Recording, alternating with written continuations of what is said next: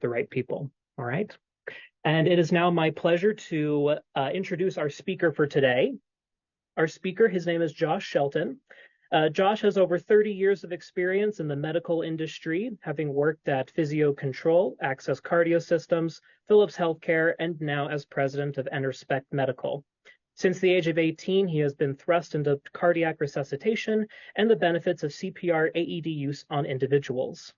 He has personally been involved in key medical director leadership across the West Coast around successful AED programs and in helping to improve systematic responses.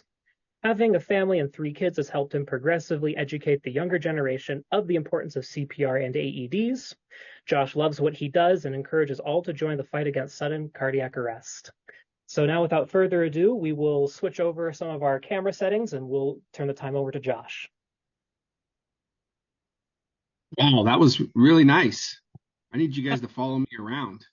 All right, go ahead and share your screen, Josh.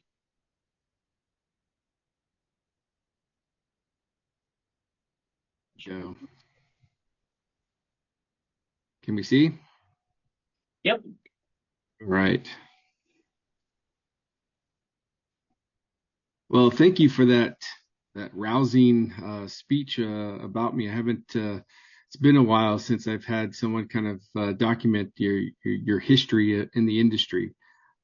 Me personally, I love what I do. I've been doing it at a young age. My father was in the industry a lot longer than myself, and I've always found that at the end of the day, saving lives is exactly where I should be.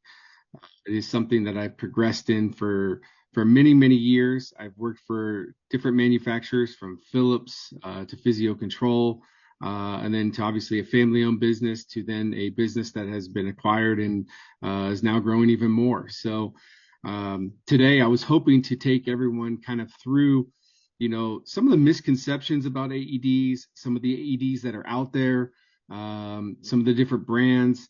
Talk about, what happens when we call 911. A lot of people ask me that still today. And then from there, kind of give you guys some more awareness that I'm hearing out in the public, so that you can feel very educated and feel really good with going to the Utah Safety Council for a resource. With that being said, before I jump into this, we will have questions at the end. So I'm just going to tell everyone as I'm talking, is that there are certain questions, write them down, and at the end we can answer those questions. The best thing is to get those done while I'm on the call. Any type of question is, there is no dumb question. The key here is making sure that you feel really comfortable with an AED. So with that being said, I'm just going to jump right into this. A lot of people ask me this over the years, what's the difference between sudden cardiac arrest and a heart attack? Everyone may have heard or seen on TV someone having a heart attack. The difference is a heart attack is something that I could be having right now. My left arm gets tight, I'm sweating, but I still have a pulse. I could maybe drive myself to the hospital. But the key is that a heart attack can become sudden cardiac arrest. Sudden cardiac arrest is where I'm talking right now and then silence. I go down. I hit the ground like a ton of bricks. So I have no pulse and I'm unconscious. That is the big difference. So I always bring this up. A heart attack untreated. A lot of people always say, I've been working out for 2 to 3 weeks, really hard. It's been a while since I've been in the gym. I'm just tight and sore. I always tell them, remember the symptoms. The left arm for guys, the females, the center of the back, kind of the right arm. It's different for everybody. But if you're keeping an eye out for those symptoms, that is the most important thing you can do, because once again, a heart attack can become sudden cardiac arrest. And when you're in sudden cardiac arrest, you could have the best CPR person out there giving high quality CPR on you, the best paramedic. That will not save you. When you are in a sudden cardiac arrest and you're unresponsive and you're not breathing, your heart has gone into what we call ventricular fibrillation. So what happens there is essentially your heart is quivering. So all 4 chambers of the heart are pumping, but they're pumping uncoordinated. So no blood is getting out. So that's why people always ask me, so is that why the change in the skin color goes to blue? Correct. And typically you'll start to see it from the fingertips, from your toes, going all the way inwards on the body. The body likes to try to protect the main organs.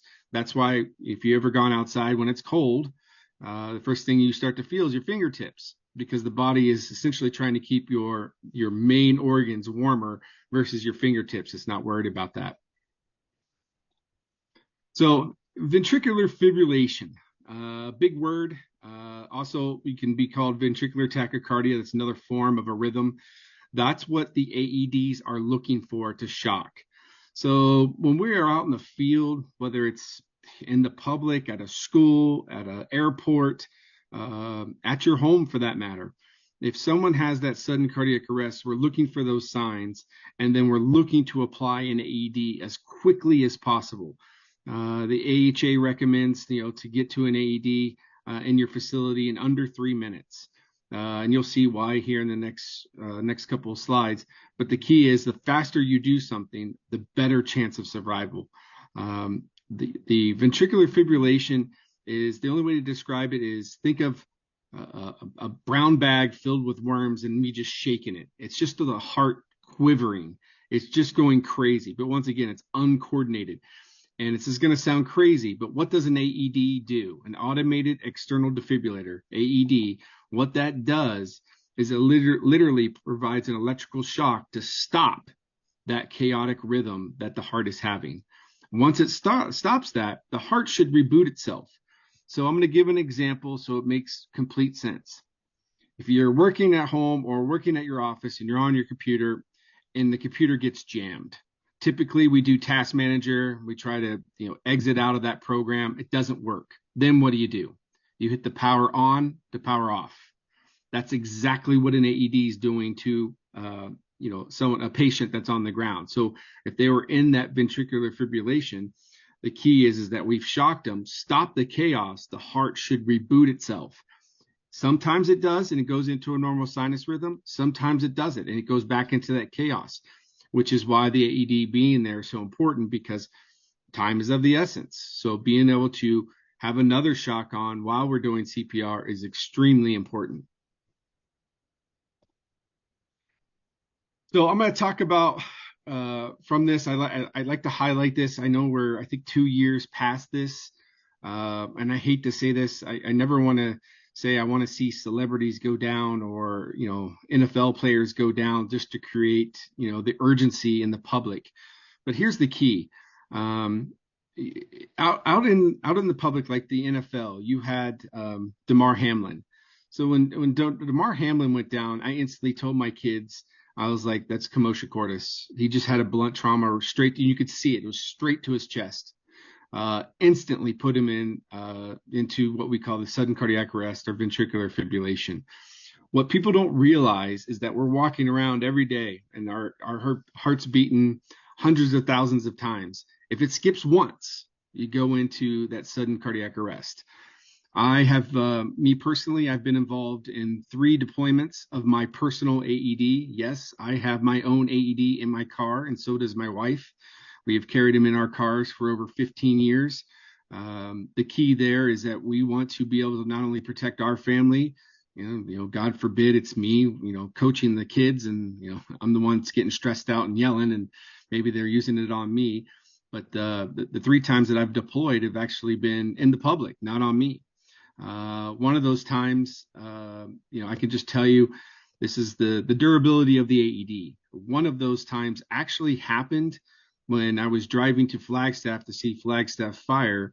And when I was driving on the freeway, the truck in front of me got hit with a wind burst, and it got knocked over completely. So I stopped, took the AED out. I was going up to the guy just to, I take the AED no matter what. I'm always taking it with me. I go up there, I'm screaming at the guy, hey, can you hear me? I could see he's still conscious. He's just kind of in and out of it, and he's severely injured. The truck was so far tipped over, I could not get to the top part of the door to open up to pull him out. It was way too high. So what I did is took the AED and it cracks glass. So I used the AED and it actually cracked the glass so I could pull the guy out. So the AEDs are extremely durable. They can take a beating. That's why they're deemed for the public, is because they're so easy to use. They're low maintenance and they're extremely durable. So that's just one of the examples I kind of wanted to give out there so you guys could, get an understanding that, when you're looking at an AED, or if you've ever thought of an AED, first thing people go to is right to TV. Oh yeah, I've seen it. They got the hard paddles and we shock someone across the room. That is so false. They've been getting that wrong for years. And we can, in the medical industry, I could tell you we've complained about it for years. When are they ever going to show an AED in a natural environment where it's actually saving a life and doing what it should be doing? That is what needs to happen so people become more aware. Now, the reason why I'm kind of bringing all of this up is I want to make sure people always get enough education behind the device and why we deploy it. The big thing that most people do when they're looking for defibrillators is they instantly kind of get hung up on, not just cost, but oh my gosh, I have to maintain this thing forever. This is going to be one, it's going to be a heavy cost to do, and two, it's going to be annoyingly for me, because then I've got to track all this stuff. The great thing about all this is the devices today, they're so smart. They're doing their own self-testing. Once you put the battery and pad in them, they're actually self-testing. I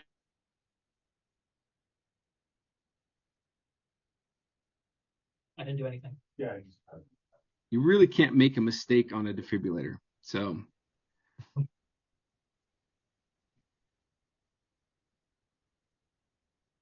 this is kind of the kind of the thing I always get to with Las Vegas here where I'm at, Las Vegas, Nevada. People always say that, hey, AEDs, I don't need one of those. I'm not 80 years old. I'm not gambling. I'm not drinking. I'm not smoking. AEDs go after anybody, or excuse me, sudden cardiac arrest goes after anybody, any place, anywhere, anytime. AEDs can be used on anybody. The great thing about the AED, right, is that we can deploy it on children all the way down to 1 year old. The other benefit of that is that when we are deploying an AED, it can only shock somebody that needs it. You can't trick it. If you were trying to put the AED on your best friend Chuck and you said, I don't like Chuck today, he's really made me upset, I'm going to press this shock button, you could do it all day long. It's only going to shock unless the device says it needs to shock. And then from there, it's going to troubleshoot and then help you with CPR. The majority of the devices today actually have, CPR, what we call it, CPR advisement or feedback. They're actually coaching you on it, and then they have a metronome for you to follow, a doink, doink, doink noise for your CPR. So it's very intuitive.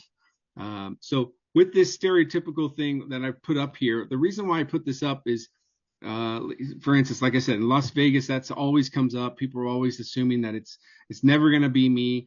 I can tell you in my whole career, I've met 16-year-olds, 13-year-olds, 20-year-olds, and then some of my good friends that are paramedics that have actually survived and had their own cardiac arrest event, in their 50s.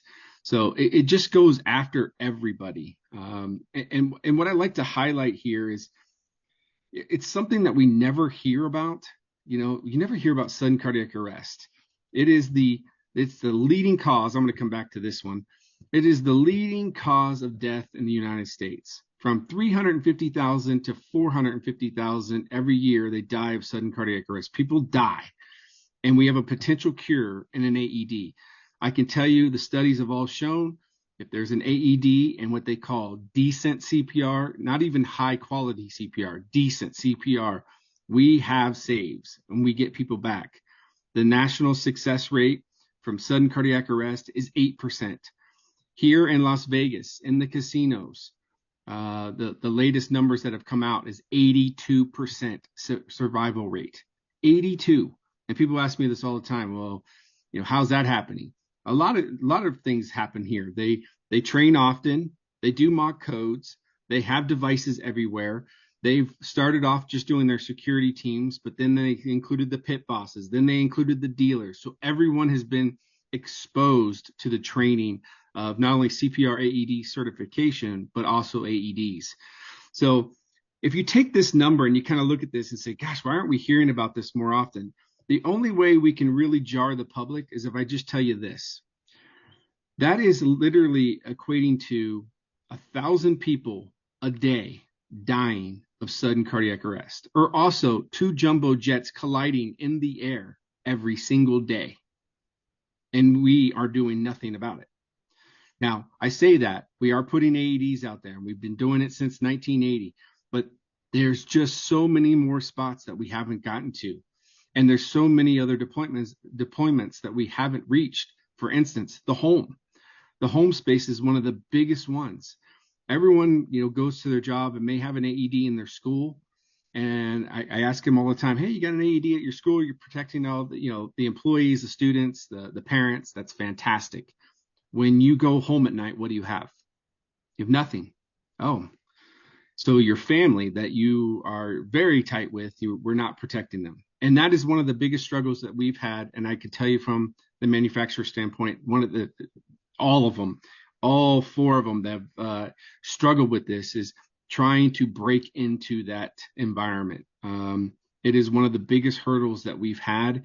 We're slowly starting to do it, but with what we call new AEDs, but also certified pre-owned AEDs. So we get the cost down to try to help people to get it into, their home or their car.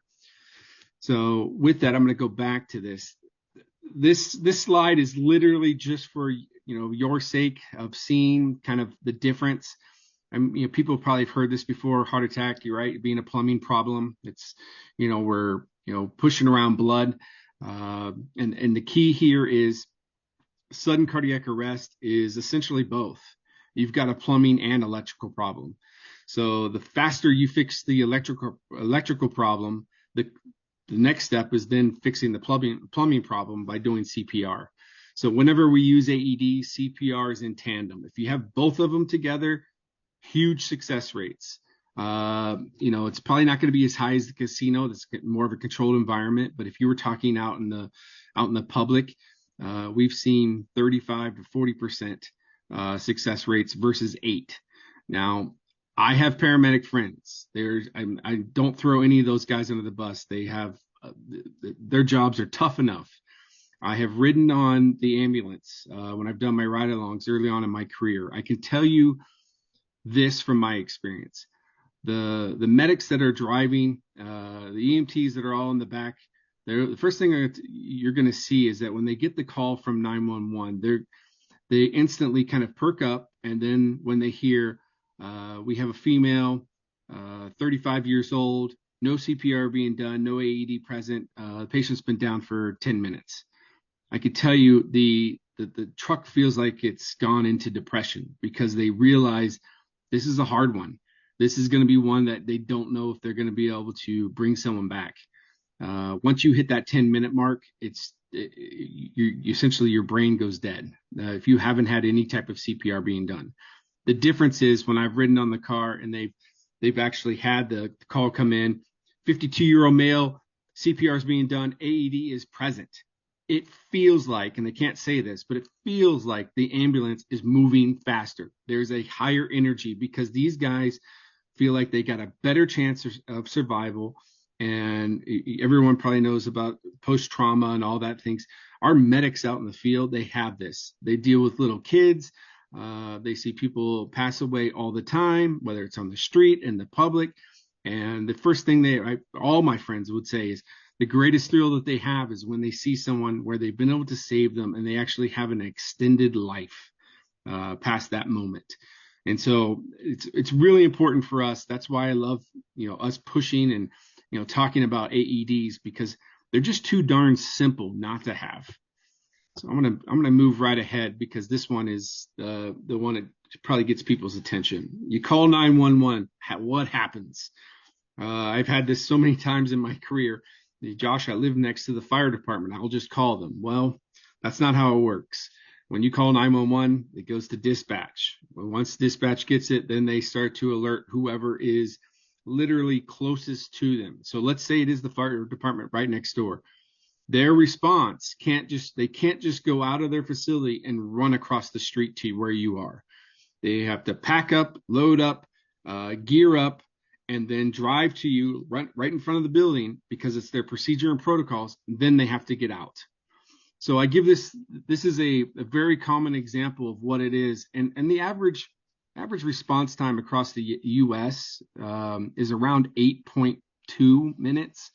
But as we've all realized over the years, it gets adjusted so much because of traffic, trains, weather, all that stuff that gets in their way. Or let's say they were at the gym working out for the day, or maybe they were fighting a fire across the way, or maybe they were picking up food. So they're doing the best that they can, trying to get there as quickly as possible. But once again, time is of the essence. So in this little graph, as you see here coming up, if you're able to get to an AED under 3 minutes, you've got a 70% chance of survival. If you do nothing and wait for fire and EMS to arrive at let's say the 8.2 minutes average, you've got about a 20% chance. So as each minute goes by, your chance of survival decreases by 10%. So I always tell people when we're deciding we're going to get AEDs, one, let's centrally locate it. Let's make it sure we're making sure we're getting the best coverage as possible. Let's have what I call an emergency response team.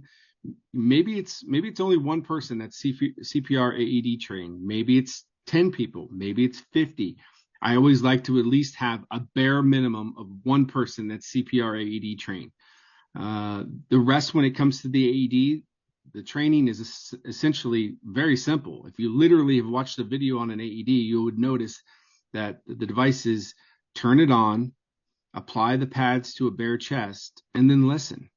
There are a whole bunch of different devices out there, from semi-automatic, meaning they have a shock button, to fully automatic, meaning there is no shock button. The device actually does fully automatic. So how that would sound is when it's advising to shock, it would say, stand clear, delivering the shock in 3, stand clear, delivering the shock in 2, stand clear, delivering the shock in 1, shock delivered.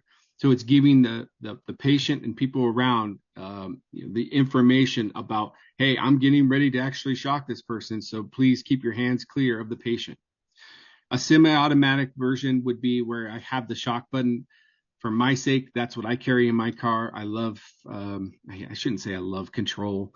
That's not like that's not the wording I would put. It's probably, I like how quick I can be with a semi-automatic, because when it comes down to it and the device says, hey, we want to deliver a shock, and the button says, the device says, press the flashing orange button, there's no delay. I'm instantly pressing it, right? I'm on it.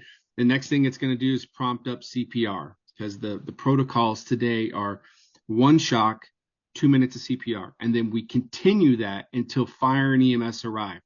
So even if we get them back, hey, we get Steve back. Steve raises, oh man, what happened to me? Okay, hey, you must have had cardiac arrest. We just shocked you. Just lay here still. We got to leave the pads on you until the medics come. Because the key is a lot of times you may get them out of that fibrillation, but they may go back into it. So I always tell people, do not pull anything off. Let the device keep talking and doing what it's supposed to do. It's not going to shock him unless he needs it. And it's going to say, if needed, start CPR. Well, if he's talking to you, you don't need to start CPR. And the key is when the medics get there, they'll ask a couple of key questions. The ones that I have known out for the years is, how many shocks have you delivered? Do you know? How long was the patient down? And then, was there more than one responder? Because typically they like to ask the questions of everybody.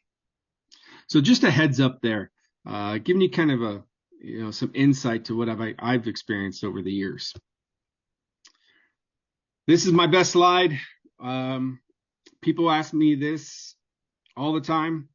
Hey, Josh, you've worked at some of the manufacturers. You must have one that you personally love more than another.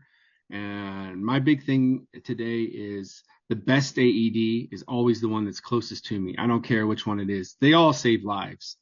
The great thing about AEDs nowadays is they're getting more options. So they're making it so it's even try to be more user friendly. For instance, we have English Spanish versions where you can toggle back and forth.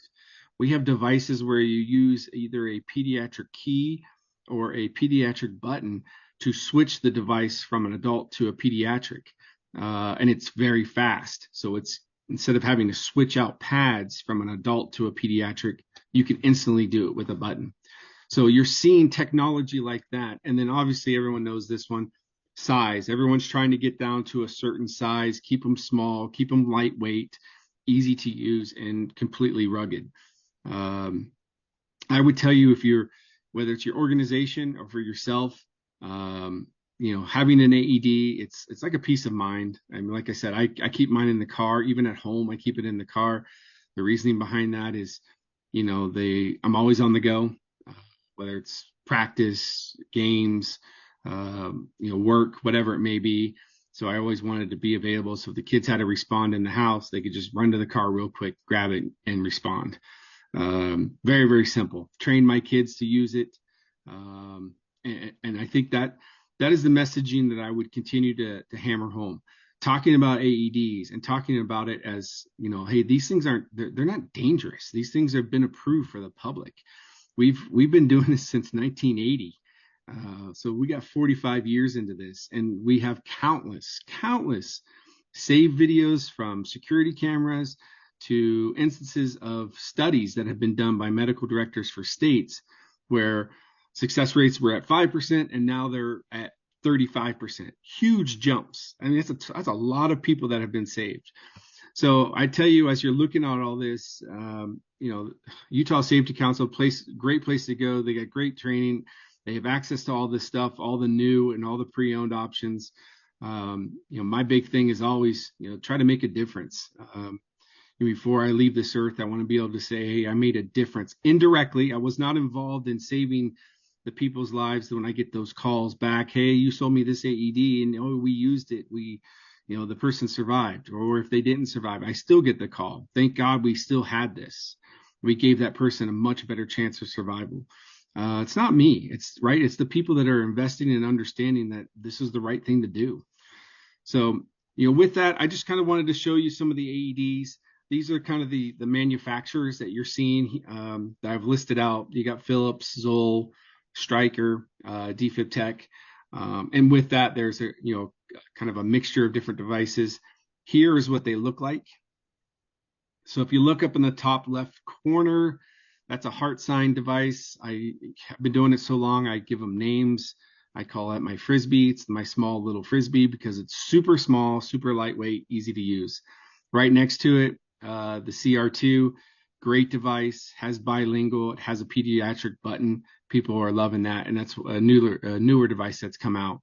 The Philips FRX, people are jumping all over because they love the ease of use. And if you notice that the Philips FRX is the one on the far right, completely blue, and it's opened up and you can see the actual defib pad plugged into it.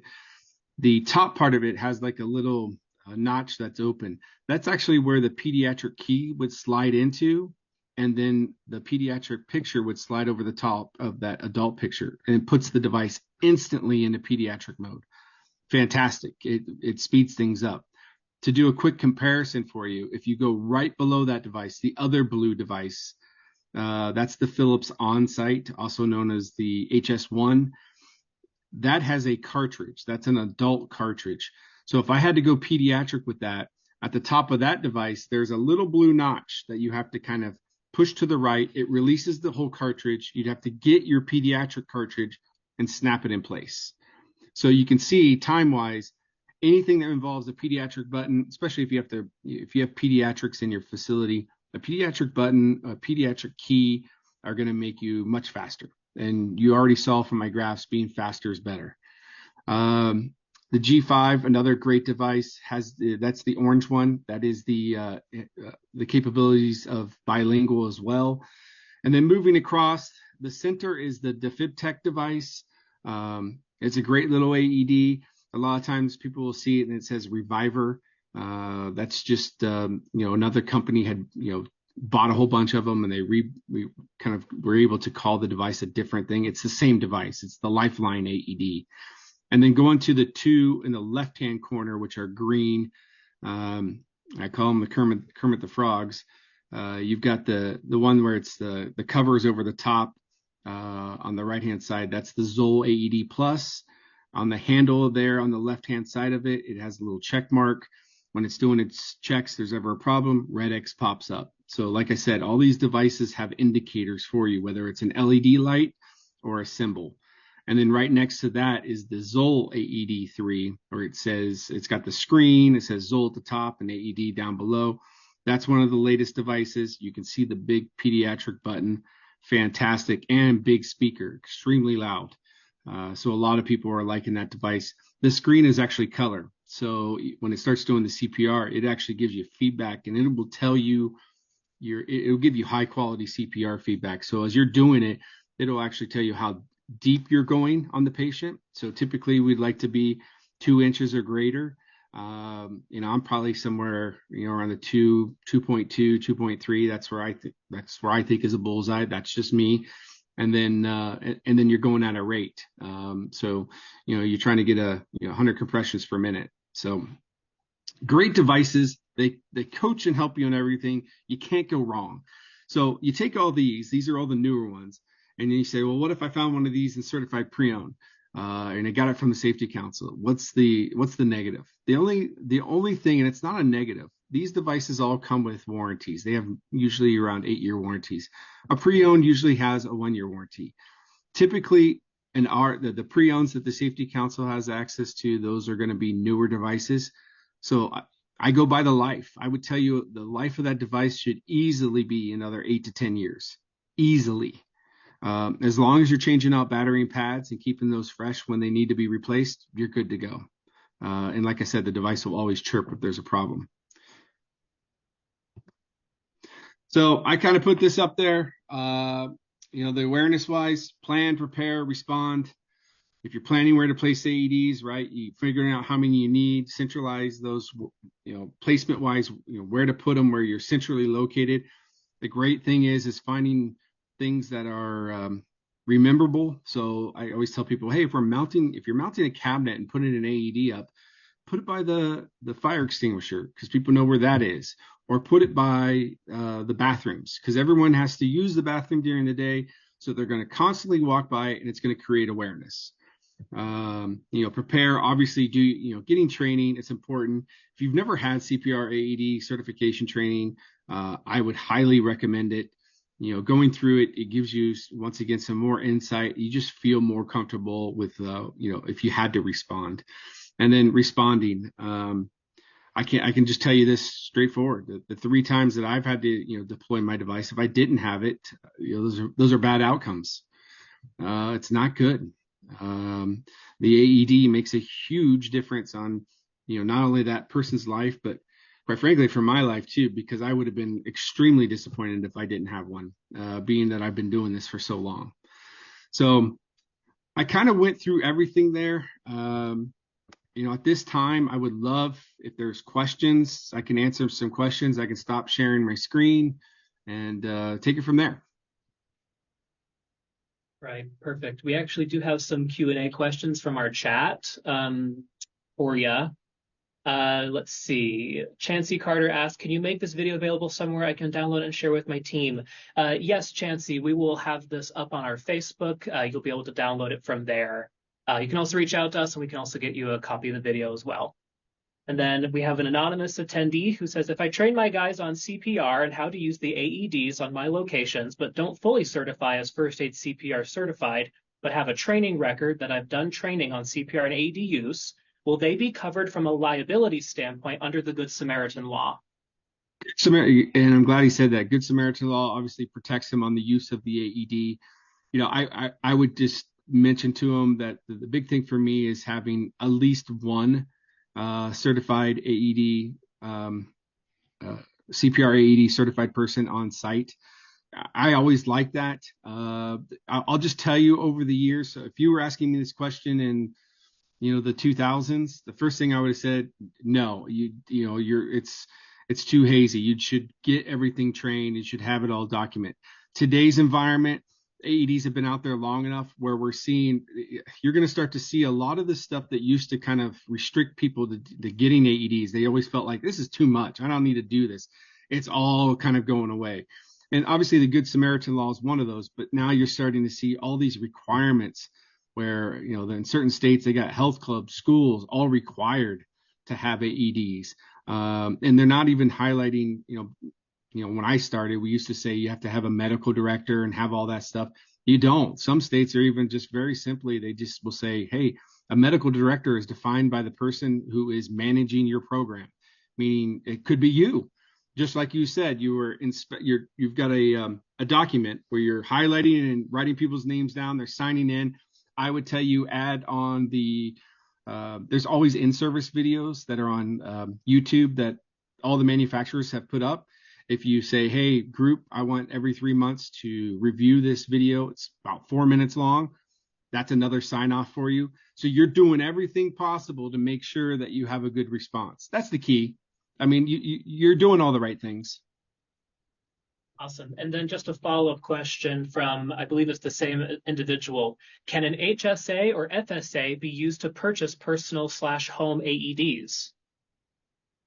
That is so I assume they're bringing up, is there a code that you can use to highlight?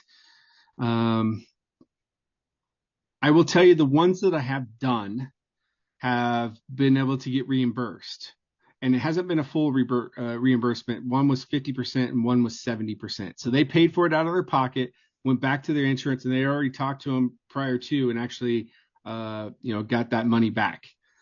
So there isn't something out there that I know where there's a code assigned that you can just highlight the code for billing and do that way. We just haven't gotten there. Questions from here? Okay, we don't have any questions here in the audience, Josh. Thank you so much. We appreciate it. Everyone give Josh a hand. Thanks, everyone. Thanks, Josh. That was great. So hi, everybody. I'm Brandon. I'm Community and Outreach Manager. Some of the things that I deal with, I do a lot of first aid, CPR, AED training. So if that's something that's interesting to you, please don't hesitate to reach out. It is valuable training for all your employees, and not just for while they're at work, but in their personal lives as well. There's a bunch of things I do here for the Safety Council, car seat tech, defensive driving instructor, even though I haven't actually taught one of those yet. And then just engaging with member companies, that's a big deal. We want to engage with our member companies to make sure that what we're doing is working for you. We're meeting your needs, giving you the tools that you guys need, and the training. So if you have any needs, if you have, I was out with a company last week and we were talking, and they're going to look at developing a quarterly training through the Safety Council for their employees so that they can stay current on their skills. So if there's something like that you could use, don't hesitate to reach out.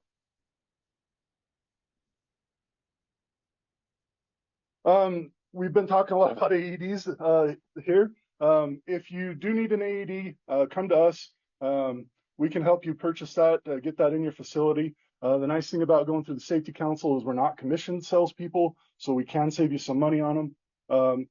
One of the other nice things about coming to us is once you've bought that AED, we'll come to your facility and train your people on how to use it so that everybody there is confident, knows what they're doing, and feels good about it. We do have some emergency care classes coming up. We've got our first aid CPR AED course, our in-house course, even though it's not in our house. That's on February 12th next week. And then we do have a first aid CPR AED instructor course coming up March 25th through the 27th. So with that course, you can train your people to train, or you can train 1 or 2 or 3 or however many of your people to train the rest of your employees in first aid CPR AED. Kind of make it a little bit more economical to bring it into your own facility, train your own people. Next month, we'll be talking about ladder safety. We'll have somebody to talk with us about ladder safety. and good principles when using ladders, and some of the innovations that have come into ladders to help us use them more safely. Thanks for coming, everybody. Appreciate it, and stay safe.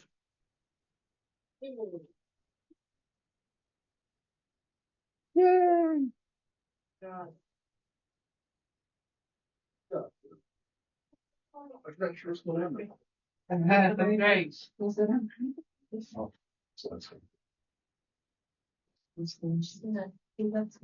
the limited things we got here for. Absolutely, yeah. Everyone's welcome, not just women. Go to the